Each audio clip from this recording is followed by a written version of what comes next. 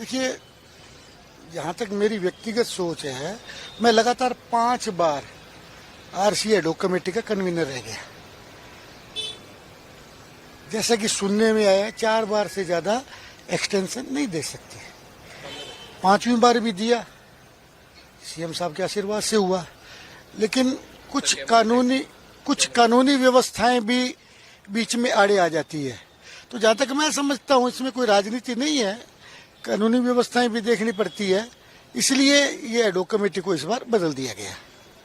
लेकिन उनका कहना यह है कि आपने ही इस्तीफा दे दिया, मतलब आप नहीं करना चाहते थे। नहीं, देखिए, कहने को कुछ भी कहे, मेरी एक आदत है, मैं स्पष्ट बोलता हूँ, मैंने इस्तीफा नहीं दिया। एक सर, लॉ एंड ऑर्डर आपके गंगानगर में बड़ा सवाल बना हुआ है। बिल्कुल, गंगानगर की लॉ एंड ऑर्डर की स्थिति बहुत ज्यादा खराब है। धमकियां, अवैध नशे का कारोबार, गुंडागर्दी, यहाँ तक कि आप ये देखो 80 करोड़ की हीरोइन की लैंडिंग गंगानगर हो रही है, ग्लोब पिस्टलें मिल रही है, तरह तरह के आधुनिक हथियार गंगानगर से बरामद हो रहे हैं।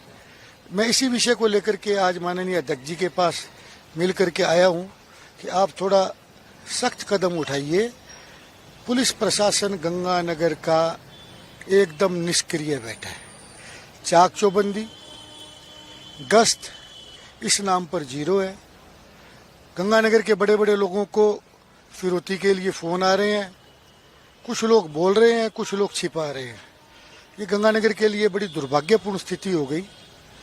गश्त के नाम पर कोई भी चीज नहीं है। देखिए, जब प्रशासन से हमेशा सहयोग करके चलना चाहिए, लेकिन जब प्रशासन आम जनता का सहयोग नहीं करेगी और आम जनता ने मेरे को अपना प्रतिनिधि बना करके जयपुर तक, राजस्थान विधानसभा तक भेजा है, तो उनकी आवाज बनना मेरा अपना काम है। ताजा ताजा घटनाक्रम देख लो आप। अबोर में राजस्थान, पंजाब, हरियाणा के बड़े टेलर एंड ड्रेपर की जो दुकान थी वियरवेल, उसके मालिक को सुबह सरेआम कत्ल कर दिया गया। तो ये जो गुंडागर्दी का आलम है गंगानगर का, तो एकदम सराउंडिंग एरिया है। गंगानगर अबोर तो एकदम एक जैसे है, चाहे रिश्तेदारी का देखें, चाहे हम अपने खान पान का देखें, चाहे आपसी सद्भाव का भी देखें, तो दोनों एक ही जगह है।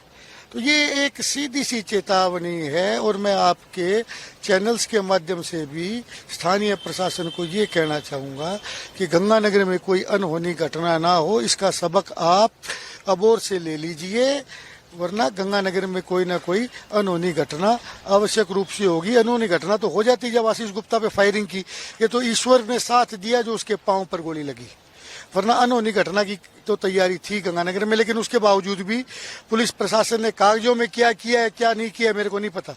धरातल पर कुछ भी नहीं किया गया। मैं तो आपके माध्यम से माननीय अध्यक्ष जी को भी मिल करके आया हूँ। क्यों? हमारी आवाज अध्यक्ष जी है। अध्यक्ष जी तक सीएम साहब की व्यस्तताएं बहुत ज्यादा रहती है, तो सीएम साहब से मिलने के लिए से पहले जो त्वरित कार्रवाई है वो हम माननीय अध्यक्ष जी के मार्फत पहुंचा सकते हैं। और अध्यक्ष जी का कहने का तरीका और हमारा सीएम साहब को कहने के तरीके में भी फर्क होगा। आज शाम को मैंने डीजी साहब से भी मिलने के लिए टाइम मांगा है। नए डीजी साहब आए हैं, उनको धरातल की सच्चाई अवगत करवाना मेरा फर्ज है। इसलिए मैं और किसी विषय को तो नहीं छेड़ूंगा, लेकिन ये विषय जो आम जन की सुरक्षा से जुड़ा हुआ है, मैं अवश्य हर पटल पर रखूंगा।